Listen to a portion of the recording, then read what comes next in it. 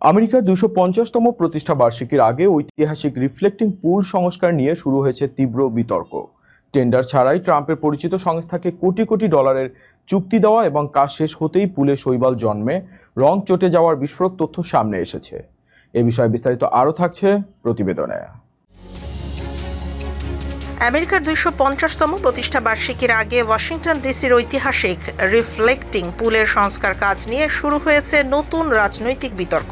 কোনো ধরনের উন্মুক্ত টেন্ডার ছাড়াই প্রেসিডেন্ট ট্রাম্পের পরিচিত একটি সংস্থাকে কোটি কোটি ডলারের চুক্তি দেওয়ার অভিযোগ উঠেছে।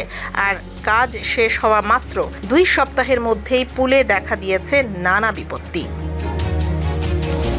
ঐতিহাসিক এই রিফ্লেক্টিং পুলের ফুটো মেরামত এবং এর তল দেশের রং বদলে আমেরিকান ফ্ল্যাগ ব্লু বা গাঢ় নীল করার ঘোষণা দিয়েছিলেন প্রেসিডেন্ট ট্রাম্প। তবে দেশটির স্বরাষ্ট্র মন্ত্রণালয় কোনো টেন্ডার ছাড়াই এই প্রকল্পের কাজ দেয় আটলান্টিক ইন্ডাস্ট্রিয়াল কোটিংস নামের একটি সংস্থাকে, যারা এর আগে ট্রাম্পের গলফ ক্লাবের পুলে কাজ করেছিল।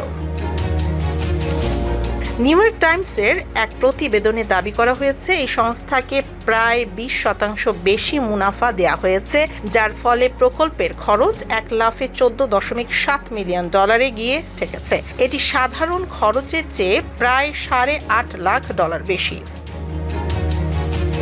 সবচেয়ে বড় বিপত্তি ঘটেছে কাজ শেষ হওয়ার পর। মাত্র ২ সপ্তাহের মধ্যে পুলের তল দেশের সেই বিশেষ নীল রং চটে গিয়ে ভেসে উঠতে শুরু করেছে।